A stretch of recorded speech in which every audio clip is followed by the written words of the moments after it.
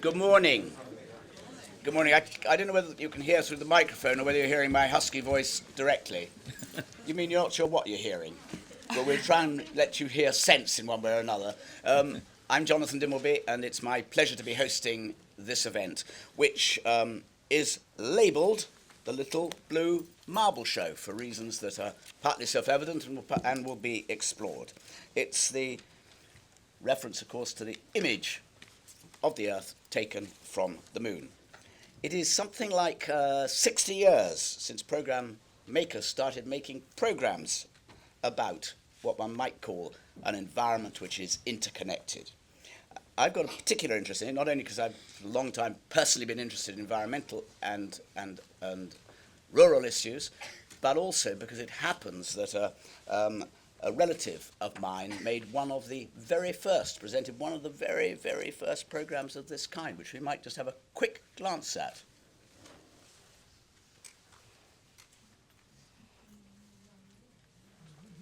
When it comes up, that's a technical cue. It means fire away with it. To us, the symbol of scientific progress in the 60s must remain the race to the moon, and who'll win?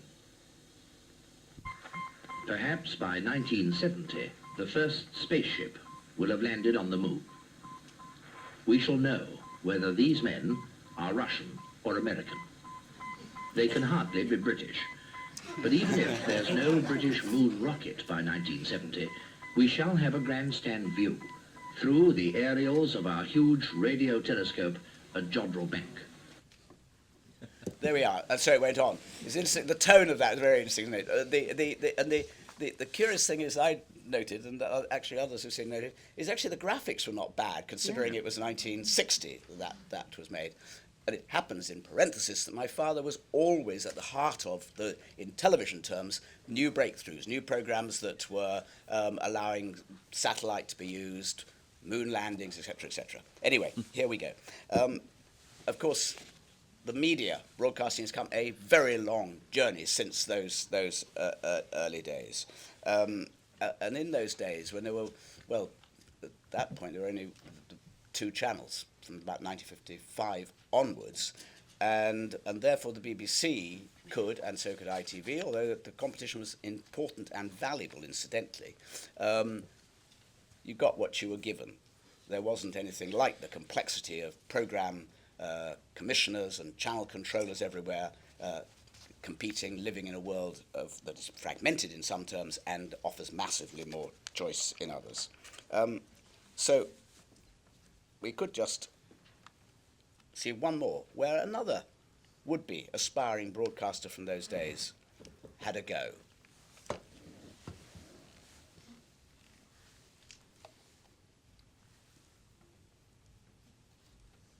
Scientists from more than 60 countries will be putting their heads together in an attempt to find out. Plans were made, and 5 years ago, things began to happen. An icebreaker pushed through the pack ice of the frozen Antarctic. At Delhi, in the heat of the Indian sun, some new equipment was hauled into position and survey work was stepped up. From Africa, a Nigerian came over to Britain to learn how to operate the equipment he would handle back in his own country. At Pribram in Czechoslovakia, in one of the deepest mines in Europe, scientists set up instruments to measure movements of the Earth's crust. High in the Bernese Oberland, in the observatory on the Jungfraujoch, cosmic ray studies were intensified. Here at home, Goffers, at the Royal and Ancient at St Andrews, saw a new shape on the horizon. In a listening post in New Zealand, a man studied the radio noises made by lightning. And way north in Canada at Fort Churchill, the foundations were laid for a high-altitude rocket research station. Whilst in Newfoundland, Canadian oceanographers plotted the route for a scientific sea voyage. In the Arctic, the Russians set up a base on an ice floe. In the Antarctic, the Americans built a camp at latitude 90, the South Pole. In Washington, a metal sphere was coated with a mirror finish and the first satellite shell was ready for its journey into space. In Washington, in Moscow, in Prague, in Delhi, in Tokyo, and Geneva, all over the world, people made preparations. Brussels was chosen as the headquarters of the IGY, and Professor Sidney Chapman of Britain was elected president. Good evening. I am speaking from the nerve center of the IGY in Brussels. It is from here that this great scientific venture has been organized. Now, the whole point of the IGY is intensive, continuous, and simultaneous observations all over the world. All through the IGY, we shall be paying special attention to particular parts of the world, such as the Antarctic and the tropics. You see, we'd rather understand some parts of the world really well than to know the whole of the Earth vaguely. Sir, we are keen to begin. Yeah, it's quite impressive stuff, and it makes you wonder whether the young man who introduced that and whose commentary was over it, had he not had other duties to fulfil, like walking behind someone else for much of his life and trying to avoid getting into the headlines for saying things that were inappropriate, a contemporary might have had some difficulty in rivaling him on screen, David Attenborough, you never know. Anyway, one of those scientists that were referred to there going out and exploring the world was Charles Keeling, and he was measuring the rising carbon dioxide levels in the atmosphere around Mauna Loa, which is in Hawaii. And that those studies formed the basis for evidence about the role that human beings play in climate change. And so now we need to come to our first speaker. I'm going to introduce them as they speak rather than going all along the road. The first speaker is Professor Joe Smith of the Open University. Joe says 100 years, right? Yeah. We've talked about so far 60. There seem to be 40 years that we've missed out on. Well, I'm just going to briefly explain the project that brings us together here and the image behind us. Hold me to briefly. I'm an Open University academic, and we spend all of our time engaging with students at a distance, so having real-life humans in front of me can invite a little too much enthusiasm. What I want to do really in just a couple of sentences is tell you what we've been trying to do with the Arts and Humanities Research Council supported project, Earth in Vision. We've got two main aims. One is to work with 50 programmes from across 50 years of BBC broadcasting to try to write broadcasting back into environmental history and politics. Normally academics don't get the chance to muck about in the archives in the way that programme makers do. So that's been fascinating, and we might get to talk a bit about one or two items we found that way. The second goal is to try to find out what teachers, learners, citizens might want to do if they could get their hands on the archive. And you've seen some snaps of some of the work we've done in the archives, but also some of the workshops we've run. And again, we might come back to that if there's the chance. We'll also talk about our ambitions for a follow-on project. If we run out of time here today, one of the reasons we want you to fill in the two short questionnaire, that's 2 pen strokes and an email is all we require from you. Then we can keep in touch with you about all that. The thing that drives us, though, is to look 60 years back. We took the International Geophysical Year as our starting gun because it is the moment when the global scientific community tries to capture a sense of an interconnected globe. Not coincidentally, it's the time that the year that the Russians launch Sputnik, actually jumping the Americans to it, the satellite they lined up for that show. So rather than knowing the whole of the Earth vaguely, they wanted to know some parts of the Earth well. And of course, 60 years later, we've got a pretty good picture. And this image I love. It was sent to me as a Christmas card about 10 years ago for the first time.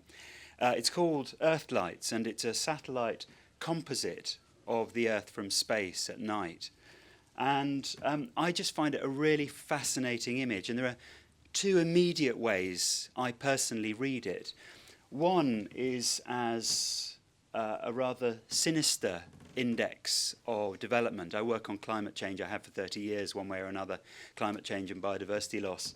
And so it's an index of development and hence of hazard for me. But of course, there are other days of the week when I might wake up and read it as a fantastic expression of human achievement. So here are 7 billion stories, most of them illuminated by electric light. We could dig into it at length. I promise I won't. But just to pick out a couple of things, you can, I understand, make out the Japanese fishing fleet at sea in this image. But as I say, you know, China and India are glowing brighter than they were even when it was sent to me as a Christmas card. My hometown is Derby in the English Midlands. So, of course, there are lights going out as well, industrial manufacturing in retreat across the last only 15 years. Although, of course, some hairdressers and financial services officers clicking the light on as well. It's not a straightforward image, but I think also it reminds us, the fact that it's a dynamic image, it's constantly changing, reminds us that the stories we have to tell about it need to be dynamic too. And I think that's probably where I'd leave it, is just this sense that playing with the archives and playing with images like this remind you that we work with a dynamic topic. Just one last thing that proves that. Actually, I'm going to go to one of the only places that isn't illuminated at all, at the bottom, the Antarctic. Just last week, I was sitting down with a friend of mine that I wrote a textbook on climate change with. He works as a sea ice scientist, and he worked for his PhD on something known as the Odden ice tongue. Antarctic and scientists have all the best names. And the Odden ice tongue was something that was simply a standard feature of the Antarctic Sea winter. It doesn't exist anymore. And that was something that Mark and his colleagues, even though they were drenched in climate change science, anticipated these changes over decades, certainly didn't anticipate being part of how this map would be expressed just a couple of decades later. And I think that's a fairly sobering note to kick off on. Yeah, but I just wanted to a quick comment and then a question. Yeah. My comment, just a personal comment, that of course it could be, it would be rather less brightly lit if we were rather better at dealing with light pollution than we are. And we have bright lights on when we could easily dim the lights, have them low, and actually it would be slightly darker, and it would be very good for emissions of greenhouse gases as well. So that's the first comment only. Make it less interesting, with a bit of luck, as it were, make it a bit less interesting, wonderful photograph. But the second thing is, you referred to the questionnaire you want people to deal with. What have you discovered, insofar as you've discovered anything so far? Well,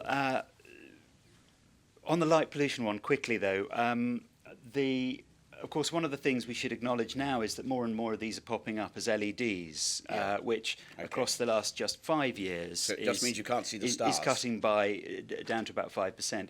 However, I'm with you in thinking that there's something on our to-do list should be allowing more wonder at the natural world, let alone the careful accounting of CO2 emissions.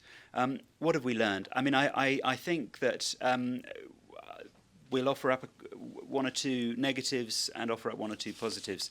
A negative is that I think broadcasters have tended to echo across this 60 years we're looking at, echo an incredibly narrow emotional and imaginative range that particularly the environmental NGO community have offered up. And that, in turn, has ensured that this material is politely shuffled off into minority slots, or, as they arrive, minority channels. And I think that that's a real challenge to broadcast decision makers today and makers today, is to make sure that this stuff is seen by mass audiences. If you didn't see it, it didn't happen, is, of course, the phrase, the relevant phrase around this.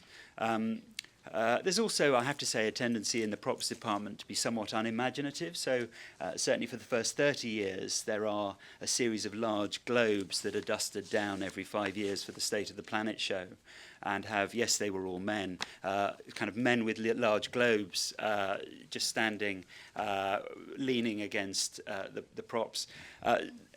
The devices and the frames of reference are pretty narrow across much of that period, and again, I think that should be a contemporary challenge too. Are we continually refreshing the offer? But more positively, actually, constantly, natural history and environment filmmaking is a source of innovation that feeds into the whole industry. And I think that's not just on the technological side, that's also in the development of genres. So one nice surprise I bumped into was the fact that this kind of program making generated the world's first reality show, as far as I can find out. Correct me if I'm wrong, an early 70s trip out into Exmoor for 2 weeks with a group of people with nothing but some decent boots and a ball of string. I have to say it was fairly slow-paced. I don't think it would have held the audience for a second series. But I think that sense of innovation and a willingness to reinvent is something that we should come back to now. Human beings as natural history, things as natural history, I think would be a couple of good turns in the road. Terrific. Thanks. We'll come back to certainly one of those, several of those points. Our second panelist here is Steve Burns, who's got a long CV for such a child of our times. He's Executive Vice President of Programming for Curiosity Stream, which is an SVOD. We'll come back to that in just a second. You 35 years from National Geographic producer to senior executive positions at Discovery Networks. National Geographic, he went back to as Executive Vice President of Global Content. Before NGC, he served as Executive Vice President at Discovery Networks, responsible for 2,000 hours of programming per year. From 2003 to 5, Senior Vice President and General Manager of the Science Channel. And he's won all sorts of awards, not excluding the much coveted Emmy Awards. Just say a little, well, two things really. First thing, what is, just outline, some people will know, what is an SVOD? SVOD is subscription video on demand. So if many of you might have Netflix subscriptions, our channel, Curiosity Stream, operates the same way. You see a bunch of tiles of beautiful shows, you click on it, and you watch it if you've paid the subscription, the monthly subscription. And if you go back to where you started, as it were, and that journey, what are the critical changes that have brought you from there to where you are now in professional terms? You mean from broadcast to SVOD? Well, the luck was when I was at the Science Channel, it was one of John Hendrick's favorite channels. He's the founder of all the Discovery Networks, and he loved this science output that we were doing. So he came and asked me when he wanted to start this new science and history subscription video on demand channel. I'd like to pick up on something that Joe said, but he talked about the absence of the narrow emotional and imaginative range, which means too often that programs get pushed into minority slots or minority channels. What's your comment on that? Well, my comment is that filmmakers have to keep innovating, coming up with interesting new ways to tell a story that everybody's familiar with. My kids are now 29 and 26. From the time they were in kindergarten, they've known everything about global warming and conservation. And so audiences don't really watch that type of programming. So I think it's up to the talented natural history filmmakers and environmental filmmakers to come up with new ways to tell those stories. Well, one question I'm going to put to everyone, and actually I'm going to come and put it in one form or another to you as well as you join this conversation, which is, which program or series of programs about the environment do you think really has had an impact on a large audience? Does anything come to mind? Well, to be honest, I think probably the series of disaster coverage, Katrina on, is what has changed people's belief that global warming is real. But in terms of our business, nonfiction documentary programming, I would say, of course, Inconvenient Truth, Al Gore's show, was probably the tipping point. And that really did have a major impact. Obviously, we knew about it here, but both in the States, did it have a political impact in the States as well as having the impact on those who were already alert to the fact that there was a problem? It had a huge political impact and I think a public awareness impact. It was in movie theaters. One of the few successful feature docs that garnered huge audiences, and then it was on TV. Was that the name of the person doing it that did it, or was it the content? I think it was the name of the person doing it, but it came at an important time. But I think it was Al Gore, that he was a very famous environmentalist or associated with that. Lucinda Axelson is Commission Executive, National History and Specialist Factual BBC. So she's the person everyone has to speak to if you want a cat in hell's chance of getting something on the BBC somewhere or other. It includes, incidentally, science and natural history. She's had a lot of ratings-winning commissions. I list them: New Zealand, Earth's Mythical Islands, Snow Chick, Tribes, Predators and Me, Cats versus Dogs, Tigers About the House, and Japan, Earth's Enchanted Islands. Before that, you worked in the Natural History Unit, and you were responsible there for Meerkat Manor, and with OSF, and Nature's Weirdest Events. So, I want to cut to the chase on this one. You've been responsible for all of those. Which program or series of programs had the most environmental impact for a large audience? Yeah, I mean, I think I absolutely agree with you about the Inconvenient Truth, and you know, actually, it's just that sort of bold, ballsy agenda setting. It was what, 5 years ago? About 2006. 2006. Yeah. As long as that. It's 10 years a long, ago. Wow. long time ago. 10 years. So it's due for an anniversary, aren't we? Yeah, absolutely. Revisit it. There you are. There's You an are the idea. We're a commissioner. little bit late, but hey, I did actually see a TED talk by Al Gore, which kind of sort of updated that with a really positive message. But yeah, we'll come to positive messages later. Yeah. But you know, for me, growing up in the 70s, although it was slightly earlier than that, it was films like Born Free. Yeah. You know, those shows that sort of started to make us think that, you know, there was a sort of interplay between human rights and animal rights. And who's seen Born Free? Who's heard of Born Free? Who hasn't heard of Born Free? Who hasn't heard of Born Free and doesn't want to admit it in public? Carry on.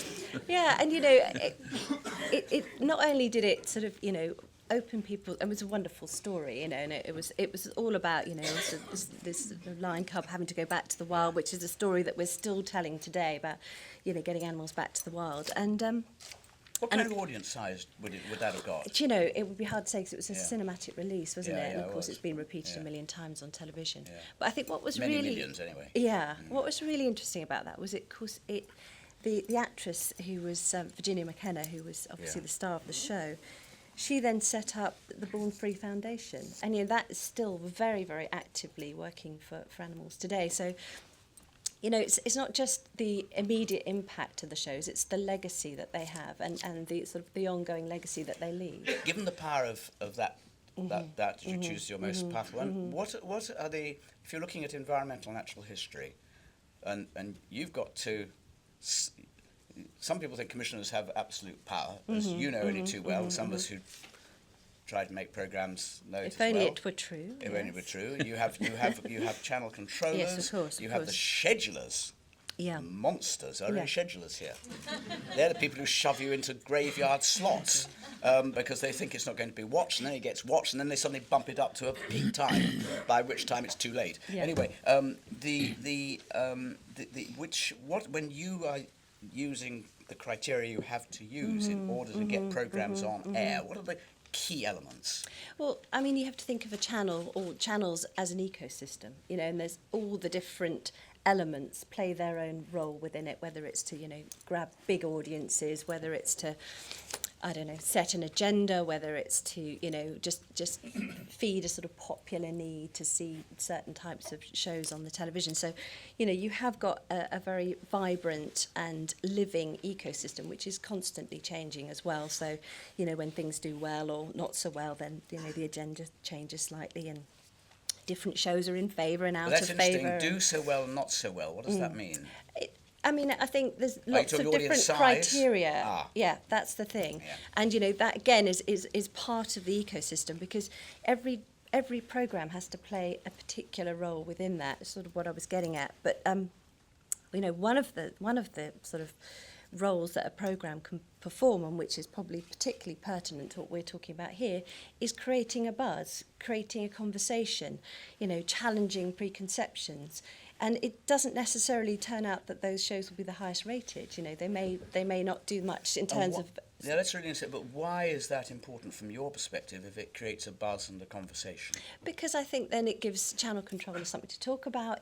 It's good for the reputation of the BBC. It might be something that, you know, people can talk about that is channel defining, you know, and in an incredibly competitive broadcasting landscape, and having a strong channel identity, having something that you can sort of hang your hat on and say that defines us, that's hugely important. And sometimes it's the sort of less popular but more sort of agenda setting or conversation changing films, particularly in this area, which can really define a channel. So, you know, it's not just as simple as, oh, people are just chasing ratings.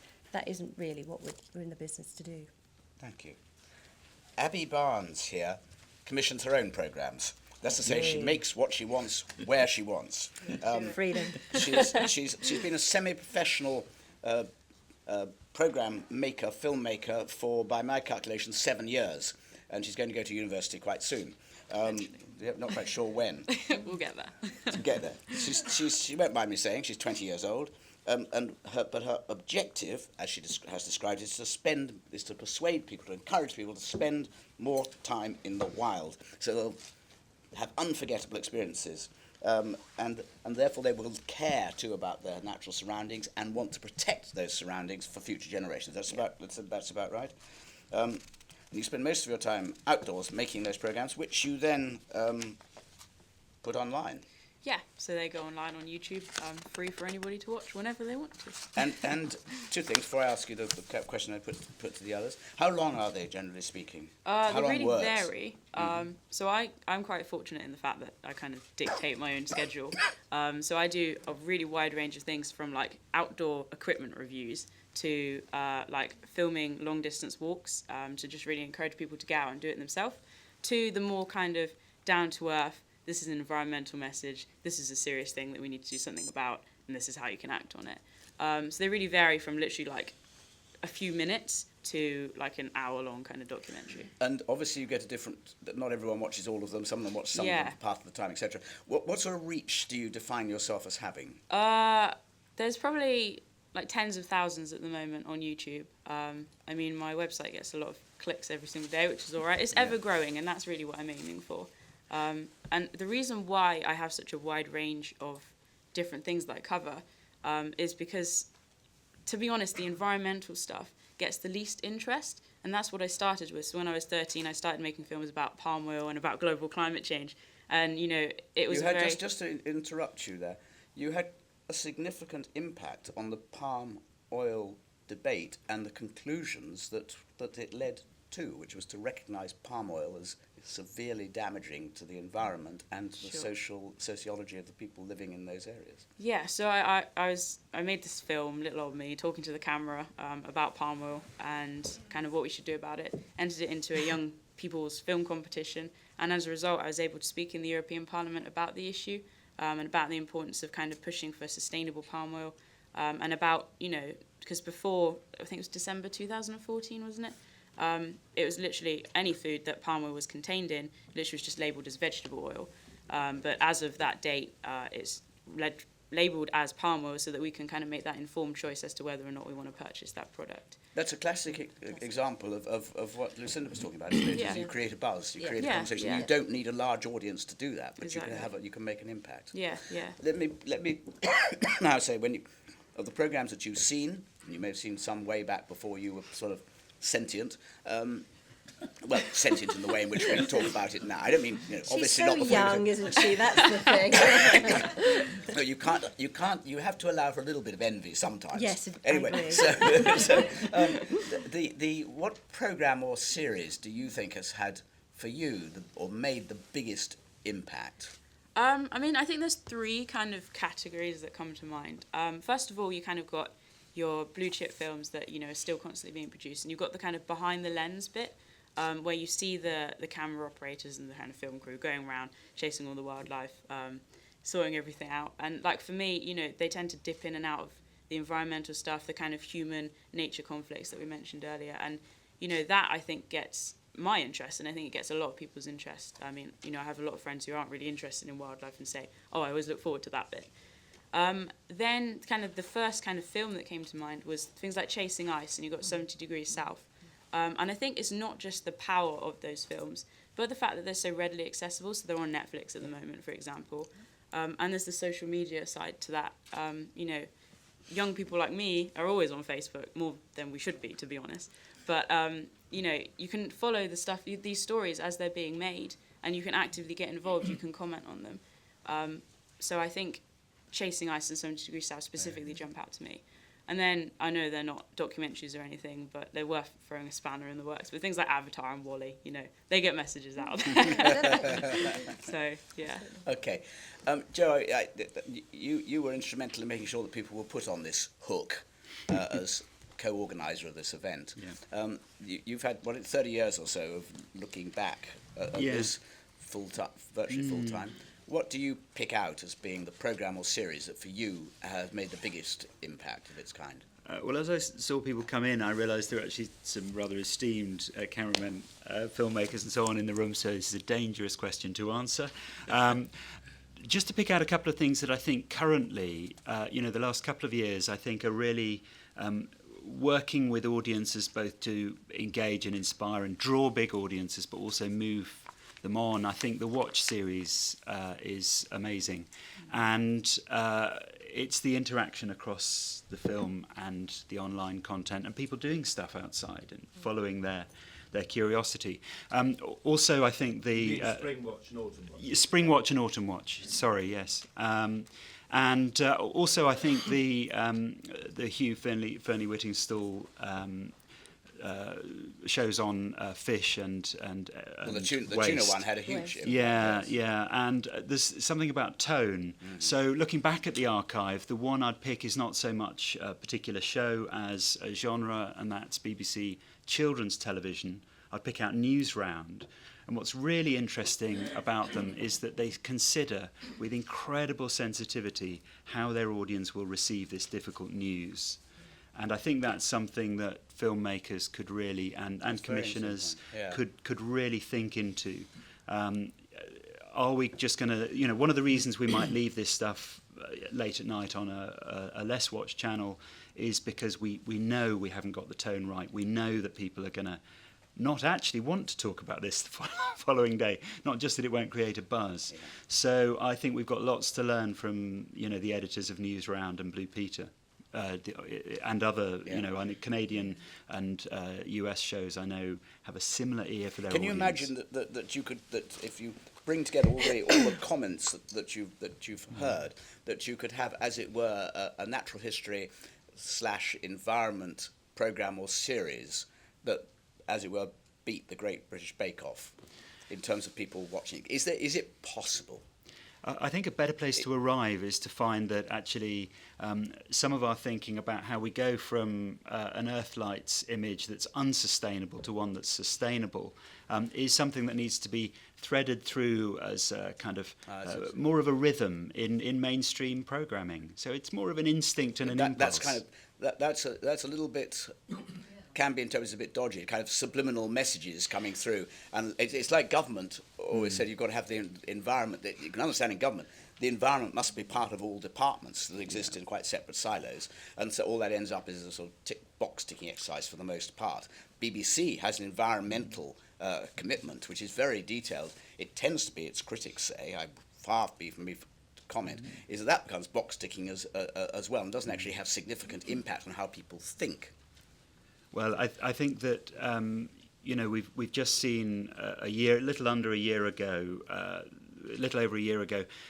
all of the world's governments, bar North Korea pretty well, have committed to do something they don't know how to do in a very short space of time, and that's something we're going to have to sort in a couple of decades. And we will come to that in just a moment. I want to bring you in. You've heard that to and fro of commentary. If you would, if you can play along with it, with me or with us, find someone very close to you who isn't a close colleague, and decide for yourself what programme or series for you was the most potent and why. And then I'm going to ask anyone who's willing to say what the answer is to those two questions: which series or programme and why. So, in order for you to do that, we're going to take a strictly 3-minute break. So you're free to talk, you have to talk, and you must not talk to a close friend. Otherwise, it's a liberating expression of opportunity. Okay. You've had your class. Class, you're back in order again. So you've had those conversations. I hope they've been illuminating themselves. There's certainly a fantastic buzz. Anyone here would be willing to say why they have the programme that they've chosen or series they've been listening? You're all sort of, yes, just there. Can you wait for that? Yes, I should say, can you wait for the microphone each time? My name is Bernard Walton. I worked in the Natural History Unit, and one of my first jobs was making a series called Nature in the 80s. And I thought at that time we were very innovative. And I've got Amanda Tennyson here, and we were just discussing this, so she's going to add a little bit more. But the question is whether television is the place to talk about these things. Amanda. I edited Nature for a while when the BBC had an environmental strand, and I don't think we thought we were making negative, narrow and unimaginative programmes. I think we thought, and Steve co-produced a lot of them, so he co-funded quite a lot of them, so he must have thought it too, that we were pushing boundaries back, telling stories that nobody else was telling. It was the very first, and I regret to say, I think the last time, that people made an environmental program that was entirely about the environment and was not piggybacked on the back of the loss of habitat for cuddly animals. And it's really weird. Bernard and I were saying it's really weird to hear this conversation going on 30 years on, people saying we've got to find new ways of telling stories. That's what we thought we were doing. But the BBC decided that Nature wasn't what anybody wanted to watch. And I regret to say, Lucinda, I remember having a conversation with one of your predecessors in the terrible arcane structure of BBC commissioning down here, and she said proudly, I've managed to persuade them not to do environmental programmes because it doesn't get the viewers. Now, Amanda, did your series get, in inverted commas, get the viewers? Did it get the viewers? Yes, but not enough. I stoutly defend the way we did it, but 30 years ago it was really, really difficult to make programmes about the environment. It was very hard to find scientists who would come down firmly. Scientists in these days are all media trained. Look at Joe, twinkling away. But in those days they would say, well, on the one hand and on the other, yes, we did get the viewers, but we didn't get enough. And given that there is this pressure on viewers, for viewers, as we know, if you had a free hand now, with the focus that you have, but not necessarily with the same identical programmes, do you believe that enough people would watch to get the conversation going, the buzz going, etc.? Yes, I do. Yes, I do. I can see the BBC doesn't. I think Bernard's question, which is part of your blurb about whether mainstream television is the place for environmental programmes, all of you, by default, are actually saying, no, it isn't. I think that's a failure of nerve, and on the part of the BBC, I think it's a failure of their public service remit. Okay, I have to come back on that, Listen, don't I, really? Listen, you come back and then Steve come back, and then Yeah. you bring another one. I would say that, like I said, it's an ecosystem. We are doing absolutely, as we speak, an absolutely on-the-nose environmental programme, which is a big Hugh Fearnley-Whittingstall piece on poaching, 2 parts on poaching, which pulls no punches whatsoever, gets right to the heart of it. I think... Yes, so did you want to come back? No. You Amanda. I'm being Amanda too and I know each polite, other a very aren't long I? time. She will come back, given a quarter a chance. So you're allowed another sentence. Thank you so much. And then I look at the work that, Springwatch are doing, where they're absolutely getting those environmental messages in, that sort of think globally, act locally approach that they absolutely endorse. You've got Roger Webb battling away with Natural Worlds, where some of his more sort of conservation-focused shows are getting the highest ratings because they're just great stories, well told. It doesn't always have to be, doom and gloom. It can be, yes, there are problems, here are some solutions.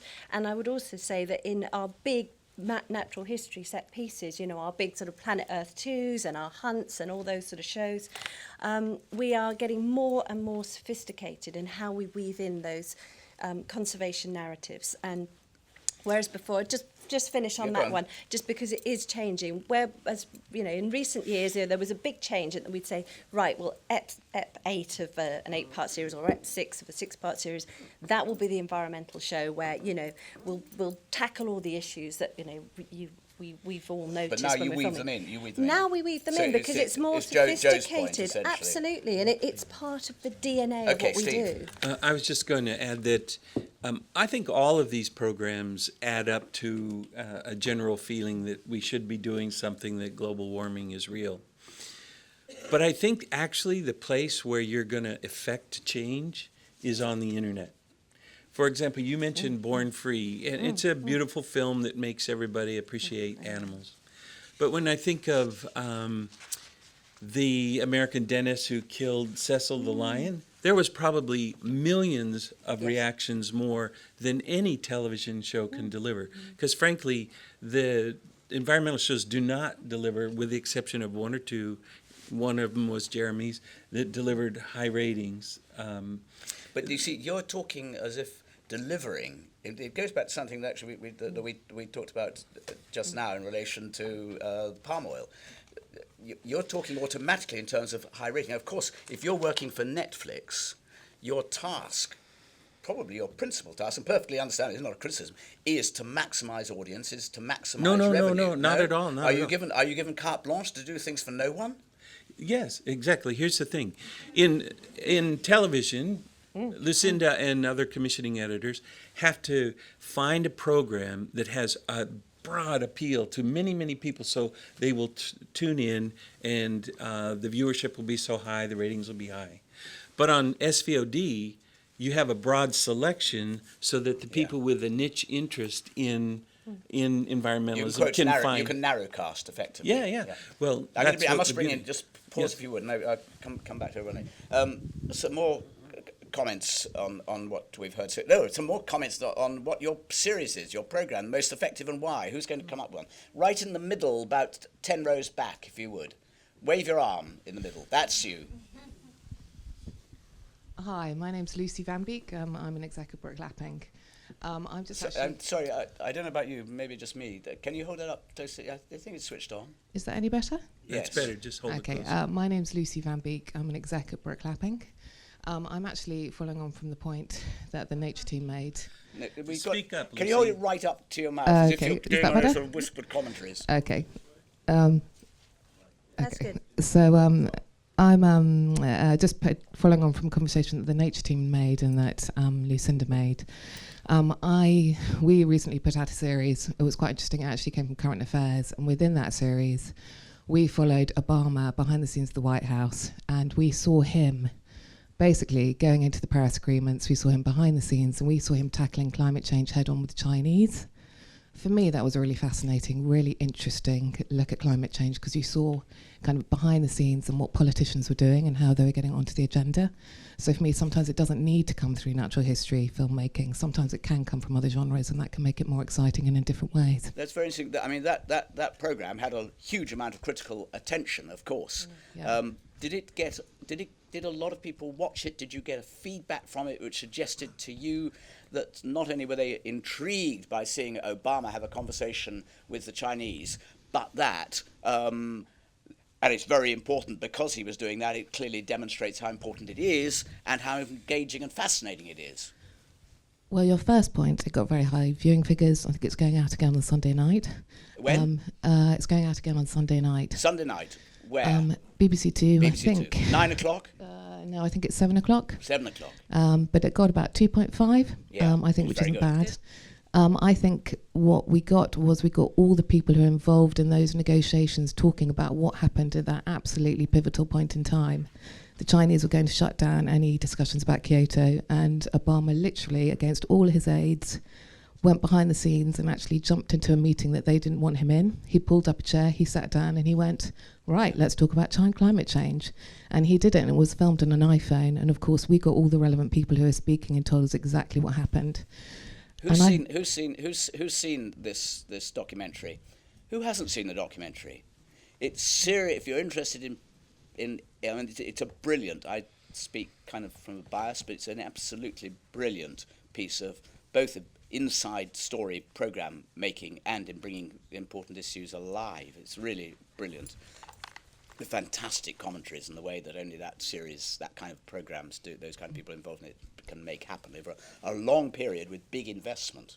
It doesn't just happen. Another voice. Hand up for another voice. Yeah, I'm going to go here and then there, and then we're going to move on because we're running rapidly out of time. That's very gracious of you.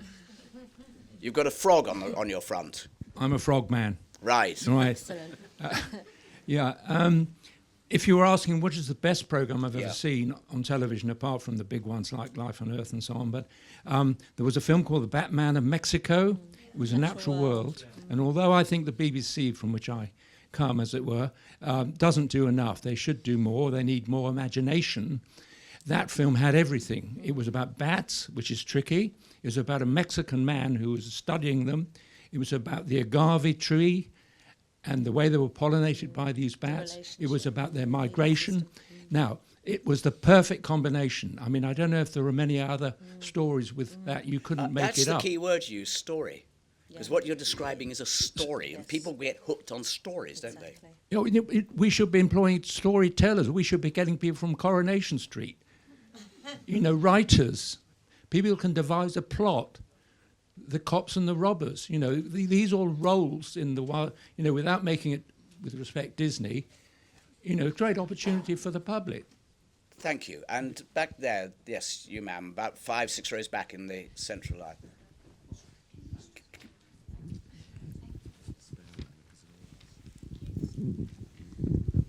Thank you. I just wanted to share more of a personal story. My name is Barbara Heidenreich, and I do animal behavior and training consulting to improve animal welfare. And just as a viewer, somebody that I was gifted Life of Birds from my parents when I was a child, and I loved the segment about kakapo, was obsessed with kakapo for years.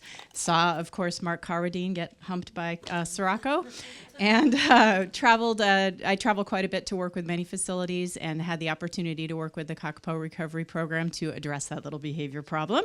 And because of that, went on social media, shared my work, working with Sirocco, raised a lot of money for kakapo conservation. And so I just want to say that these stories, they do make a difference. You know, it causes people like myself to get involved. We go out there and seek those opportunities, and then we try to share those stories with the world through social media and other ways as well. So it does make a difference. We just featured Sirocco on New Zealand. We did a 3-part on New Zealand. You prompted a question. There may be an answer to this. There was a wonderful book written by a man called Metterlink, which is just called The Life of Bees. It's not entirely accurate, but it strikes me that given how fascinating bees are and the challenge there is to the survival of bees and the importance of bees in pollination, that's a perfect example of how you can tell a terrifically good, fascinating story with point. Have you commissioned that yet? We did Hive Alive on BBC4, which was a two-parter with Martha Carney, which just looked at the Martha. Well, that was bound to be lovely good. Martha. She was brilliant, actually, and it was all about bees. Well, that's. There's a lot more that we could go through, and I could ask you all about the importance to you of climate change. But I'm making the assumption that, given what you've said, climate change is an important ingredient in what you do. But let me ask you this, Abby, before I come back to Joe in a second. Your future. I'm sorry to keep talking about your future. My future, my children's future, my grandchildren's future, all of our futures, most people would accept is contingent upon most people, apart from kind of Lord Lawson and others. That's off the record. Except, not to be tweeted.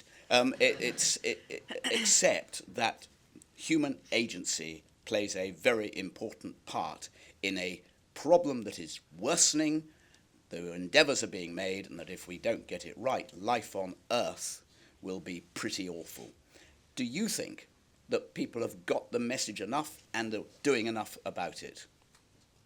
Well, I'm an optimist by nature, but I have to say no. Quite honestly, I think the environmental message up until recently has been told wrong. I think it's been told very much as a doom and gloom thing, which it is. But it gets people's attention. I think a lot of people know that, climate change is going on and we need to do something about it. But they don't necessarily feel, in my experience, that their voice actually matters. And I also feel that just people acting based on the fact that, the whole world's going to fall apart if I don't do something isn't enough. I think it kind of needs to become more human than that, in the sense that, we should care about global climate change because ultimately we care about people. It is the natural world, but it's also people. Within climate change, there's the environmental, the social, and the economic aspects. There's all of those, and they all combine. So we need to kind of discuss all of those, but in a way that kind of takes different people's interests and kind of, makes them want to do something about it. And I really do believe, we've kind of discussed, getting into Parliament is a great thing to be able to, maybe inspire a little bit of change, but I totally believe in people power. I believe that once somebody truly wholeheartedly understands that their actions will make a difference, then they will be inclined to do that. But, so many people out there put their recycling out each week and just feel like that is not going to do anything, but it is ultimately. Yeah. And we need to almost positively reinforce that, these small things that you're doing, these small changes are working, they are making a difference, but now we need to kind of upscale that. We could explore a lot more of this, and we could explore, but we're not going to, Joe, COP21 and what it implies. We know this, but you've got a new project underway. Can you just outline that for us? Well, there's two things I'm up to at the moment. One is that I'm writing a report at the moment about how senior decision makers in the media are responding to climate change in the wake of the COP21 agreements. And one of the things I think I'm going to do is to deliver a challenge to all the main broadcasters to put up some risk money, to invite filmmakers to come with new creative approaches and tones to telling the climate change story, and just allow people to roll the dice and see what they come up with. We'll see if that comes off. I'm not going to press anyone here to answer whether they think they'll do that in public. But the other project is... It's a good idea, listen. I don't. You don't? Yeah, I think we're always looking for those stories. You almost don't need to incentivise anyone to come up with those stories, and we want to hear them. And Steve, why didn't you think it's a good idea? Because you're targeting the senior television executives. You should be targeting the politicians. You should be targeting the corporations, not television. Television may not be doing a good job in your view, but they are doing lots of wonderful, brilliant programs, as brilliant as your I think what I want to set up is an invitation to play a role alongside the rest of society in working out what this difficult new knowledge is. I think climate change particularly is as big as Darwinism was in the 19th century in terms of changing how we think who we are in the world. And that is a story. But we know it's a difficult story to tell, and that's why I suggest this playful idea of everyone putting up a bit of risk money to just say, let's try some new approaches. I'm not talking about a lot necessarily, a couple of $100,000 each. Well, let's see what comes. But as I say, this is bigger than all of us. We've not been here before, and I think it does invite a little bit of risk taking on the part of the media. Okay. But also, I think people like Abby, Yeah. it's that generation that are coming up with just different ways of approaching the subject. They're coming at it from a completely different place to, with respect, us a sort of slightly older, longer in the tooth program making generation. This young lady here, she's just thinking out of the box because she's coming to it fresh without all the baggage. But the BBC has the outreach to do what Abby's doing on a bigger scale. Yeah. Sorry, can you hold it a second? Sorry, Do say the it. BBC has it's disgraceful that we had the biggest climate gathering in December, and it just might not as well have happened as far as the BBC were concerned. There should have been a climate change season. You have the power to get David Attenborough on one side and that dimwit Lawson on the other, and actually have it out. But you won't. And yet, because you don't want to be political. But Steve's dead right. This whole thing is all about politics. Yeah. It helps to have the people behind it, and if people change, will do it. But the people who are really going to make a difference are big, governments which change laws, which agree something between them. And it won't be easy, but that's where you've got to go for. And the Beeb, as part of your public remit, you owe it to the people who set this thing up to bring things like this to the public view. And I don't know why you don't do it, because you'd get massive support. Yeah. And the government wouldn't dare threaten to close you down because the people would be behind you. So you're talking about a sort of current affairs angle, or are you talking about more creative ways of telling the story? More creative, more than you. Every time I talk to producers, which I do for a wee while, they always tell me that we've got the best producers out there. And I say, well, come up with an imaginative way of doing this. Yeah. And I really think you should, and you could. And thank goodness Hugh Fearnley-Whittingstall is now doing things for you rather than Five, because his formula, which engages the public and online, is really good one to go for. That's it. Thank you very much for that, indeed. No. Amanda, can you do it in 10 seconds? Just 10 seconds. Have a microphone. Abby, if you were offered a slot, if Lucinda said after this session, would you like to come and work with us? Would you? I would if I could use the ideas that I've got. I can think of a really good place for you, so we should talk. Okay, we set up a commissioning meeting. That's great. We do have to stop because there are other things happening. So forgive me. We have to call it to stop. Obviously, go on longer. In fact, like all these things, it starts to get going more and more interestingly. Just a general thing to end with. It's the 2057 is the 100 years. When you look forward to 2057, in the context of what we've been talking about, optimists or pessimists, try to go for one or the other. Generally speaking, if the spectrum is 1 to 10, and optimism is 5 plus, and pessimism is 5 down to 0, those who are pessimists, would you put your hands up? Those who are optimists, oh, there's future hope for the planet. You are overwhelmingly, or clearly, optimists. And I just down the row once. Optimist, pessimist? Optimist, absolutely. Optimist, pessimist?